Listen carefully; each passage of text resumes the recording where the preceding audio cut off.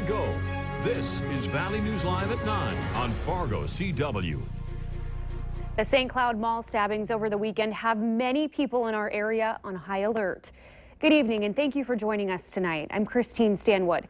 We have continuing team coverage on the man who is responsible for the almost dozen stabbings that happened over the weekend in St. Cloud, along with his connection to Fargo.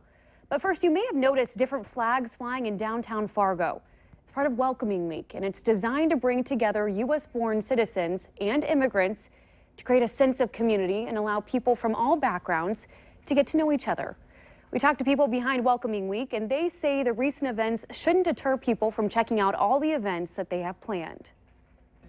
We don't want this to become like a flashpoint where suddenly people are very negative about a particular ethnic group.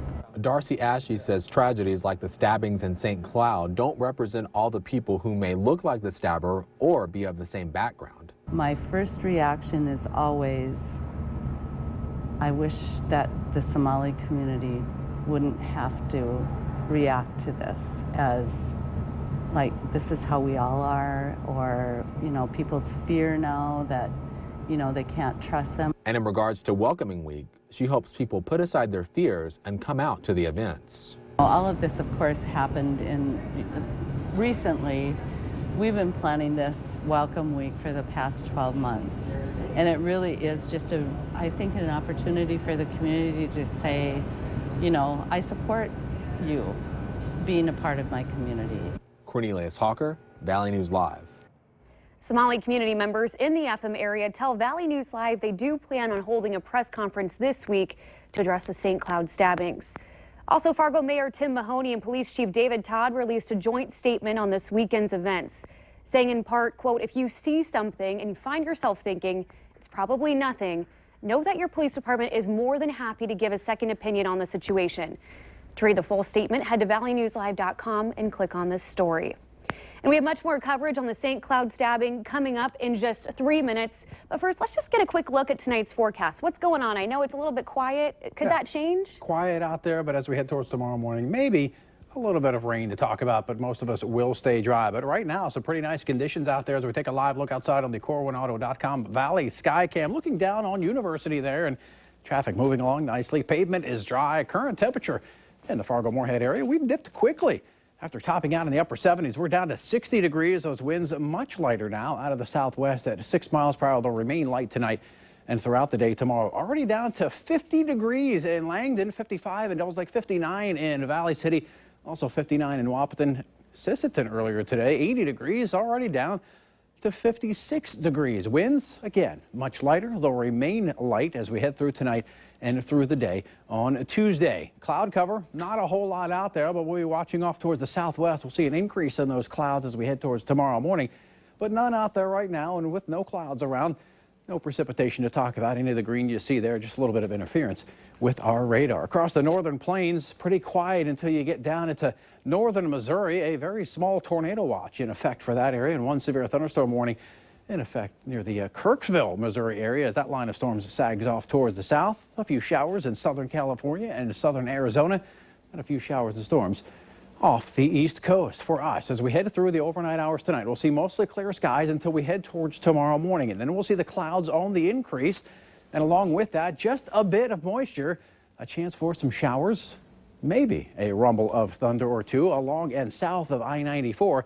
And as we head through the rest of the morning and on into the afternoon hours, we'll see a decrease in that chance for rain and decreasing clouds, and we'll see partly cloudy skies as we head through much of the day tomorrow. Light winds, temperatures warming on up to around 70 across the north, 80 across the south, and by tomorrow evening, cooling back down into the 50s and 60s. Here in Fargo, we'll start off the day in the upper 40s to right around 50 degrees. An isolated sprinkle or shower possible. By lunchtime, though, warming on up with a mix of clouds and sunshine into the upper 60s, and we'll top it out into the upper 70s. Picture of the day. If you missed it yesterday, a very bright double rainbow out there for much of us to see. This one near Gonvick. Thanks for Mandy for sending that on in. Going to use that as the background of our 7-day forecast. And again, a few sprinkles tomorrow morning. Otherwise, a pretty nice day. And then that chance for some showers and thunderstorms moves back in Wednesday, and it's going to stick around off and on through Thursday, Friday, Saturday, and Sunday. Right now, it looks like the best chance for precip, unfortunately, will be on Saturday. Of course, always on the weekend. It seems to be that way, although we've had a couple of decent weekends over the past few weeks. We sure have. Thank you, Robert. Federal authorities are calling an act of terrorism at a Minnesota mall.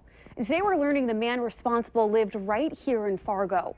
This is a man federal authorities say made at least one reference to Allah, and now reports that 10 people were stabbed at a St. Cloud mall over the weekend.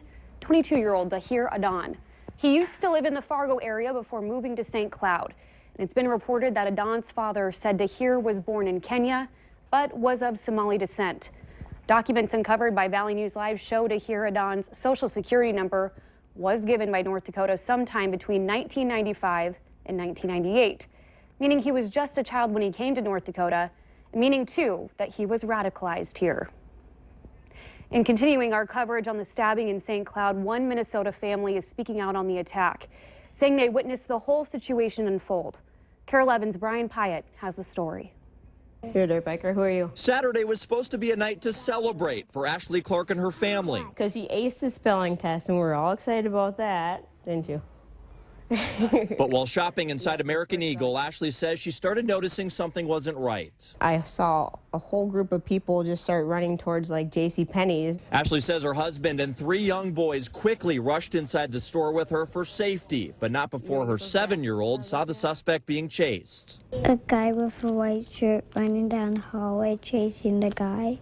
Ashley says she and her family spent around an hour locked inside the store, all the while trying to comfort her 3 little ones. He was really in fear for his life. He thought we were all going to die and we weren't going to come home. And it's hard to try to comfort him and talk him out of that because you really don't know what is actually going on in the mall. After an hour, Ashley says they were guided to the mall's food court where there was more evidence of how serious the situation was. There's probably about 6 to 10 cops escorting everybody, and they all had their assault rifles drawn, and it's kind of like my kid's really never seen a gun before. More than 3 hours since she heard the initial commotion, Ashley says she and her family were finally let out of the mall. That's kind of when it hit me, is when I started seeing, when we were just getting out of the mall, all the cop cars that were there. All that commotion, certainly a lot for anyone to process, especially a 7-year-old. Lucas, do you want to go back to that mall ever? In Litchfield, Brian Pyatt, Carol 11 News. Also today, as the mall reopened for the first time since the attack, Governor Dayton traveled to St. Cloud where he met with city leaders and the officer who acted quickly, shooting and killing the suspect. And the St. Cloud terrorist act happened at a place where many of us visit. A few mall goers we spoke with today said the thought of an attack did cross their mind.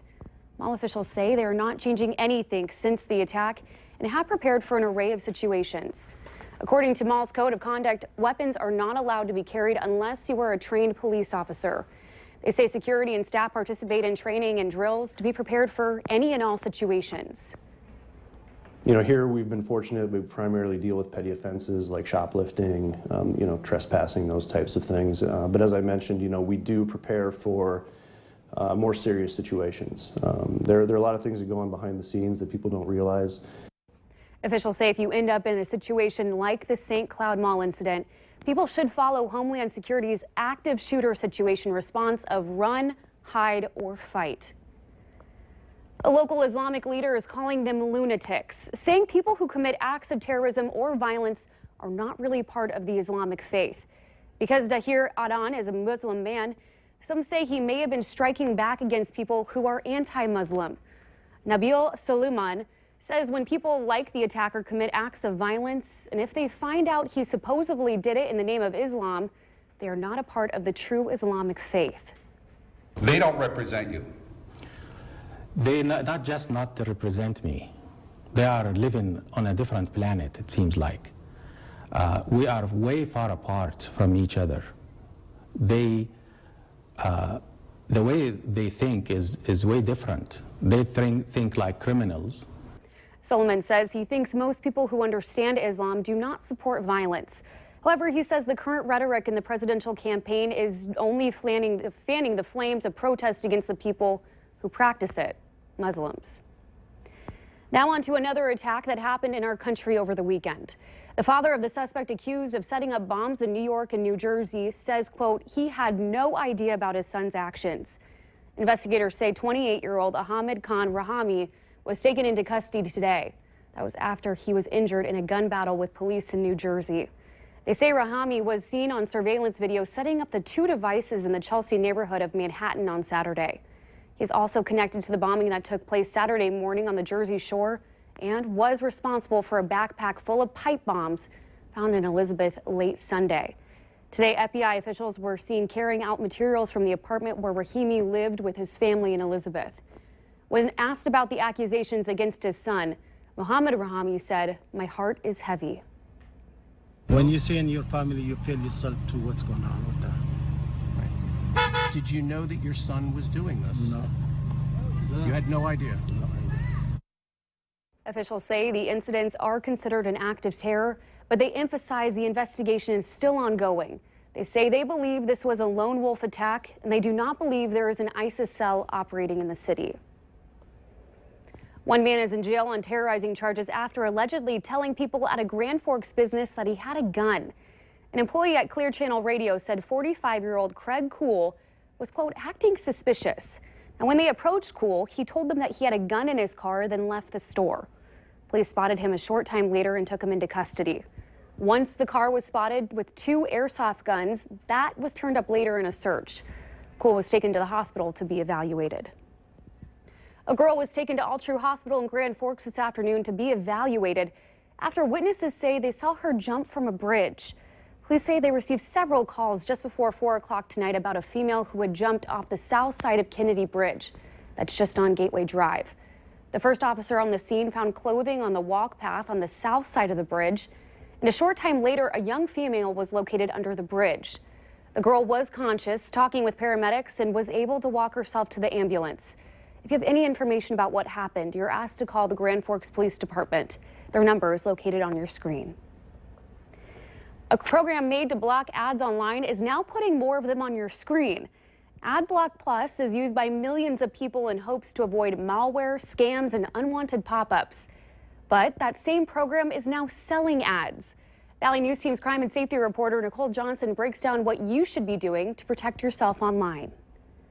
You've seen those pop-ups before. Your computer is infected. Click here to fix it. Or you won a cruise. Enter your information to claim your prize. That ad will try to sell you something, or it will try to get you to download something, and that something might be spyware, or it might be a malware of some type. To avoid those pop-ups, millions of people download ad blockers, which also help speed up your computer. They will take so long to allow you to load the website. It just adds how much time. They also can cut back on data usage on your smartphone. You can tell the ad blocker, okay, when I go to this website, turn off ad blocking. When I go anywhere else, keep it on. Technology expert Brian Shaw says you should be using an ad blocker, but be careful which one. Ad blockers are free for the user, but the only way those companies can make money is by selling ads. They basically allow people to pay, or companies to pay them money to not block their ads. Schott says most people have no idea which ad blocker they use. He recommends using Ghostery, AdBlock. This is the one I'd recommend. Or ScriptBlock. Those are programs that block all ads, meaning you have less of a chance of getting malware and more data to use on things you actually want to look at. Nicole Johnson, Valley News Live. Now, if you're interested in downloading a new ad blocker, we have links to them on our website at valleynewslive.com. Just click on this story. Up next on Valley News Live at 9, which ride-hailing service is predicting self-driving cars in the next 5 years?